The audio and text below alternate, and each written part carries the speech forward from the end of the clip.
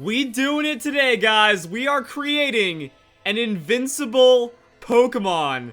Oh, this is where the fun begins. So we have an OG Mimic Shedinja. This one is completely legit. Compliments of Berto right here. He even has like full documentation and everything of getting this little guy, getting it tutored. So yeah, I've taught your Ninkata how to use Mimic. Going all the way back to the GameCube. To make sure this happens, he transfers it over, he does all the things. He also gave me a purified Lugia, so Berto is the man. And then just pictures of pretty much everything. It's the same Pokemon as it goes and gets transferred through, and then eventually finds its way onto Pokemon Bank, and then into my game currently. So these Pokemon can have quite the adventure overall, and it is possible to get that Shedinja. Now, unfortunately, this is not perfectly IV trained yet. I am working on getting it to level 100. As you can see, it is currently level 71. So when that happens, I can hyper train it and I can take it to competitive. But right now, hopefully the battle tree is nice to me and we can create this. And then we also have the rest of the combo as well. So a Pokemon with entrainment. I like Audino because I've seen it in other combos, and it's just a tanky, reliable Pokemon that can just kind of make things happen. So we have Safeguard, we have Entrainment, that's just going to help for setup, and then we have the Pokemon to make invincible. Burn up Arcanine. So I know when I did my video, I was talking about, yo, burn up Typhlosion, Typeless. What happens if we get Wonder Guard into it? I think Arcanine is just going to be a better Pokemon since it's more durable. That we can get the Mimic Entrainment Wonder Guard onto Arcanine safer, and that's going to be a harder Pokemon to knock out initially, and then that's why we just have all this other stuff. We have Rest. That way, if they try to status us with a Toxic, we can just rest it off. Therefore, they have no way of killing us through all of that. We have damage on the Heat Wave, we have Toxic to kind of wear them down, and then there's our Burn Up for the initial hit. So that's pretty much it. And the Togekiss is just there because I need a fourth Pokemon, and yeah, I don't really see what else. So it will have to be a double battle, and I accidentally canceled out of the setup. Whoops, we'll be into a battle here pretty shortly. All right, so we have a battle, which means I cannot wait to show you guys putting Wonder Guard on a Pokemon that is not Shedinja, and there are a couple of ways of going about this. So what you want to do is you want to use Mimic on your Entrainment Pokemon. The Entrainment Pokemon has to be faster, and then you're going to be good to go as long as you use Entrainment on something that isn't Shedinja, because if you overwrite Wonder Guard, then that's kind of a bad thing. And if they have some kind of ability that might get in the way, such as a Shadow Tag, then you want to entrain that one away. That way you can switch out the Audino later. So I think that that's actually one nice thing about the entrainment, that if there is something to stop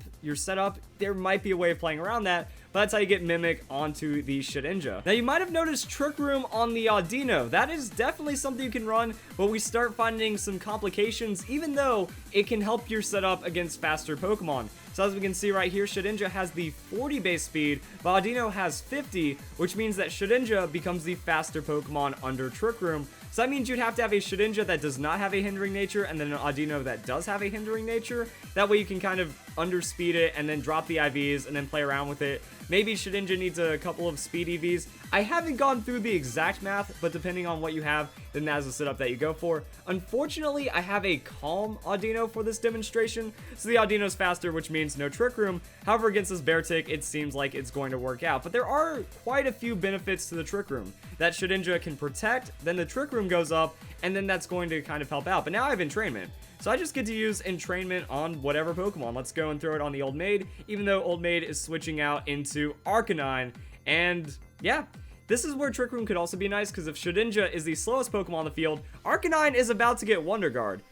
An Arcanine with Wonder Guard is scary enough as it is, that it will only have 3 weaknesses, and it's an Arcanine. So Shedinja has done its duty, and now Arcanine is about to get scary. It also helps that the opponent has Ice-type Pokemon, so Shedinja will go down, but that's why we run the Focus Sash, just in case we can survive that, like, one thing that could go wrong. And it looks like the battle tree was nice enough to us that maybe they just didn't bring anything that would be super against the Shedinja, and then we're good to go. And that's also like why I have the Togekiss right here, just in case we can get some air slash flint shutdowns as we're getting our Arcanine going. So let's go for that as well. I'm going to air slash the Avalugg, and then we're just going to go for the burn up onto the Beartic. And then once we use burn up, that is it. We will be burned up, we will have no typing, we will have no weakness, and then Arcanine becomes unkillable. Now, if they protect the burn up, then you just have to survive again, and you're going to be pretty good to go right there. But that's kind of all there is to it. Now, you might have even seen this strategy in the past, that I've done this on Fan Fries before, that you just do the Entrainment Mimic strat, and then you go into something like an Air Balloon Electric type, because that Pokemon has effectively no weaknesses. Now, this is where the Trick Room is really necessary, because you want that Wonder Guard on it before the Air Balloon has a chance to pop, but then it's effectively the same thing, and then you're good to go with a pretty much invincible Pokemon. But now in the 7th generation, that is just super easy. Also, technically, before the 6th generation, that we can have a Pokemon with Sableye that just has no natural weakness. If you can find a way to just kind of get the Wonder Guard into that Pokemon, it's GG from there. But Arcanine, it's bulky, and that's why the set looks this way. I have Rest, so if I do get Toxic, things will happen. I guess we're just going to go and finish up this battle in just all good fun. I have Heat Wave, that way we have a way of damaging Pokemon.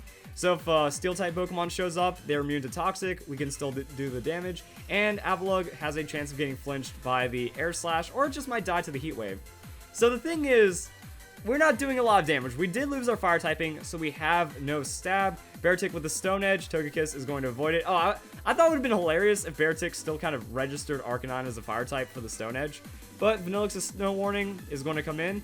And you know what? That would be a death sentence to something like the Shedinja, that it cannot survive any kind of weather-induced effects, but Arcanine has a lot of hit points. So just imagine Shedinja with a lot of hit points and more bulk. That's where things start to get pretty scary. That's kind of it. Like, you can just Toxic Pokemon, try to burn them down over time, and then your Arcanine just cannot die. I think the only thing that can take down this Arcanine is a Perish Song, because you don't have a way of preventing the Perish Song from happening. It just kind of happens, and then that's going to bypass everything. But other than that, one-hit KO moves will not activate because they still count as that type, and there's no one-hit KO move that is super effective against a typeless Pokemon. So that's going to be pretty good right there, and then we can just see the Vanillux. It's doing its own thing, it's losing health, and then we see the full Hail team from the opponent. So actually the Heat Wave just kind of working out. Like I said, it's mostly just a little bit of damage to try to add something against Steel-type Pokemon. Let's go and take down the Vanillux right here, and then we can also go and Toxic the Walrein. So if every other Pokemon fainted, Arcanine is still there and can hold it down for the win. I want to see Wonder Guard activate. Let's go and watch that happen. So Walrein now poisoned. I can start spamming the Heat Waves. Worst case scenario, you know, Heat Wave has a chance. There's the Wonder Guard, guys.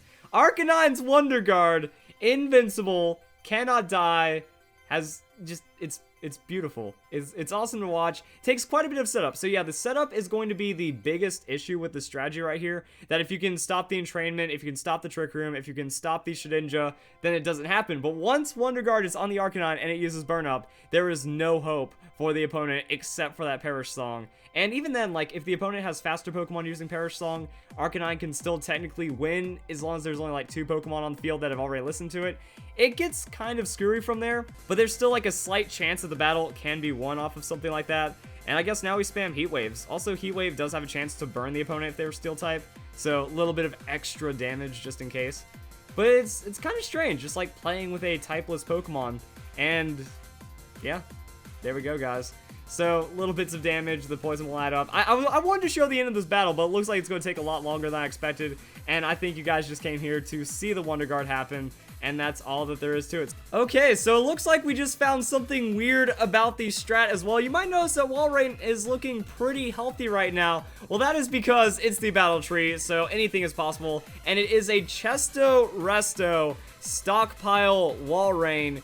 But that kind of showed us an issue, that we might have an opportunity of getting PP stalled on the Arcanine if the opponent has something like the Rest, because then they don't die to poison, and then that kind of complicates things. So pretty much that's actually what our Arcanine is doing. It's kind of silly that I didn't think about it until this point, because our Arcanine has Rest, that way we don't die to Toxic, but any other Pokemon that has a way of not dying to Toxic, it could PP stall our Toxic, it can PP stall us out to some degree depending on how the play ends up going. The games kind of get screwy from here. So it looks like Arcanine might have a bit of a PP problem because all of the moves that it's using are fairly low on that, and then we could get Rest stalled. But again, that's kind of a very niche thing. And also, I was thinking about what happens if we re-add types into this. So if the opponent has a Force Curse and then a super effective hit on us, or Trick or Treat and then a super effective hit on us, it kind of makes it to where the Wonder Guard activates again. But as we kind of showed earlier, in setting up this strategy, it's not absolutely perfect. That's not like you bring these 3 Pokemon and then you automatically win every battle. But either way, besides all the semantics and the shenanigans and all the stuff like that, we have right there the Invincible Arcanine. Cannot be brought down by any attack because it is a 100% legit typeless Pokemon. It's actually fairly simple to do. It just takes a couple of moves and a few switches, and there we go. So if you guys enjoyed the video, hope you also learned something, and I hope you all have a nice day. Thank you very much for watching.